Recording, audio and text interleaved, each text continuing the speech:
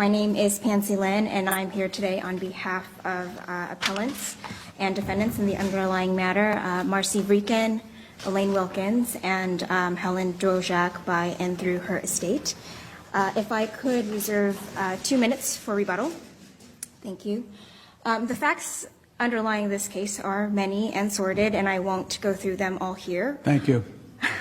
Thank you, Your Honor. And but I will summarize that there was a divorce. The divorce was followed by a raging custody battle, which ultimately led us into juvenile dependency court, wherein in those proceedings the custody of 2 daughters was ordered removed by the juvenile dependency court from their mother.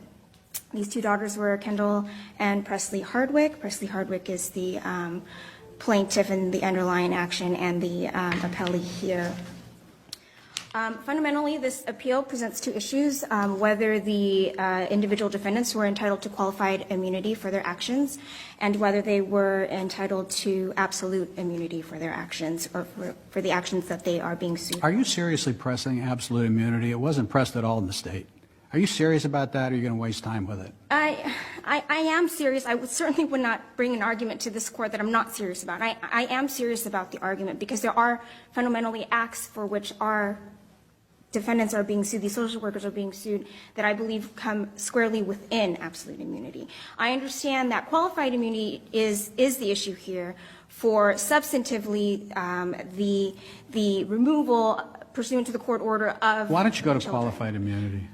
Of course, Your Honor. We have your briefs on absolute.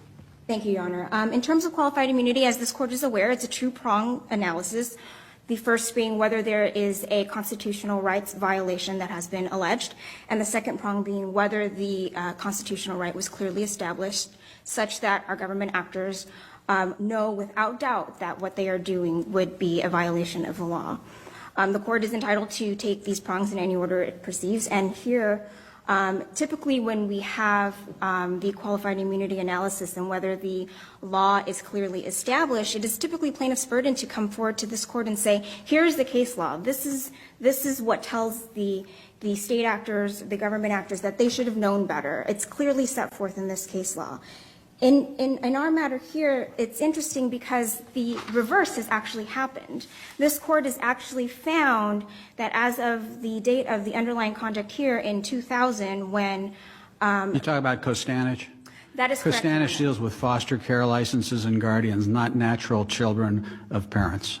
Costanich deals with the underlying liberty interest of a 14th Amendment claim, which is the same for foster For parents. foster though. parents. That is true. A guardianship. And guardianship, not natural parents.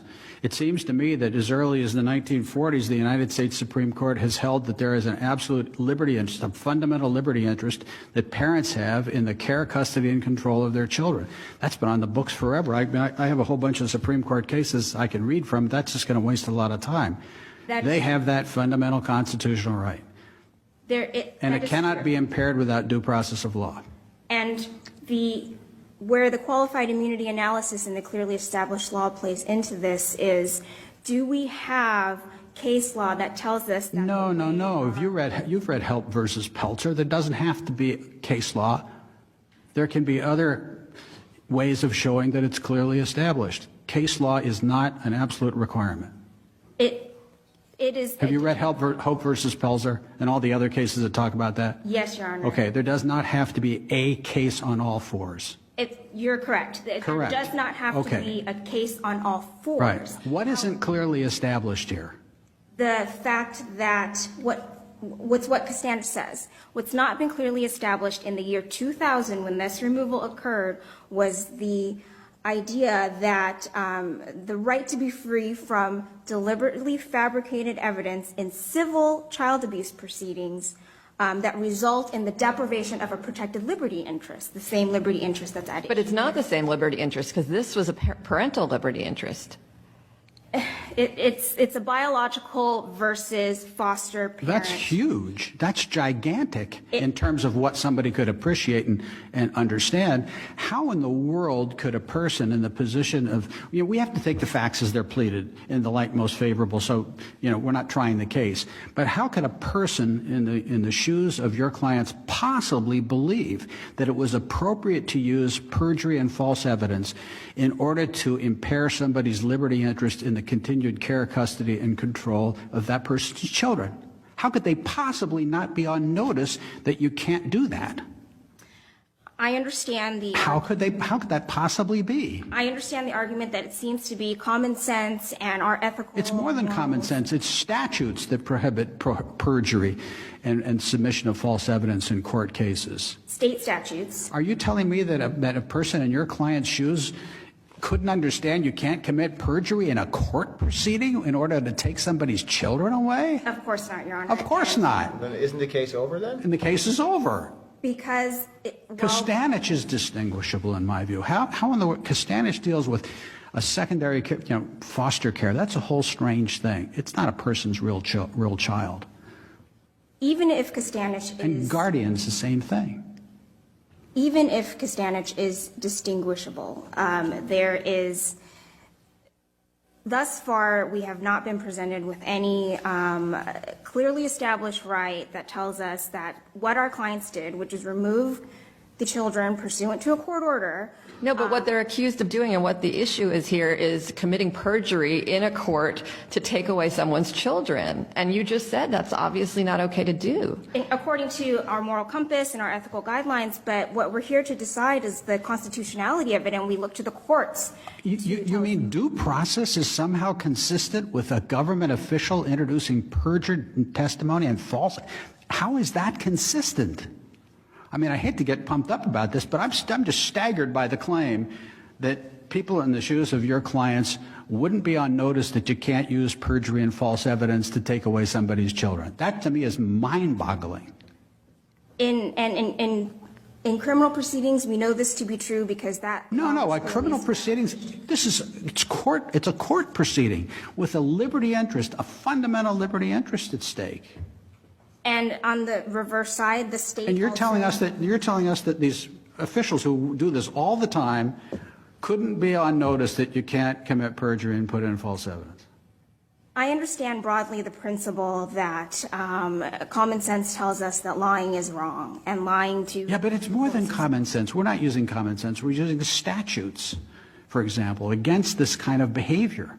I was not presented, I have not been seen any federal law, case law, or law that tells me that in this situation that we were faced in, which is what we have to look at. Say your clients hired 6 people to be actors and to go into court and say, we're neighbors and we saw all this terrible stuff. And then your clients presented those witnesses in court. You're telling me that they would have no reason to believe that you can't do that because there was no federal case that says you can't bring actors into court to swear falsely against somebody. But again, here we're appealing to sort of a broader definition of what is a clearly established right. I mean, we have to find the clearly established right in the context that our social workers were presented with, which was they were faced with a court order. Again, I can't even believe for a microsecond that a caseworker wouldn't understand you can't lie and put in false evidence.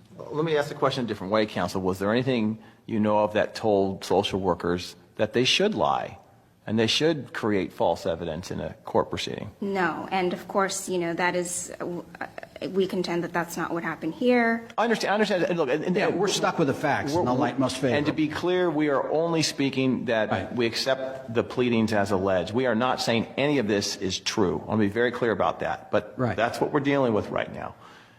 Is there anything, look, you've got your clients, you're doing your best to represent them here.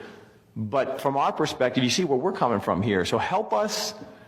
Okay, we've talked about Costanich, and we've said that case there's some language in there which I understand what you're pointing to. I got you. But as Judge Friedland and Judge Strada both said, it also does have a different interest. So is there any case besides Costanich that you can point to and say, here's Ninth Circuit, this is the answer? Well, what I would contend, Your Honor, is that was plaintiff's burden to do when it came to qualifying. No, I understand that's your argument, but just for your sake, because you reached a Costanich, which if I were in your shoes, I'd be reaching for it too, as hard as I possibly can. Is there another case? You got one hand kind of on the ledge here with Costanich. Is there another hand you can grab another Ninth Circuit case where you've got a firm grasp? You can say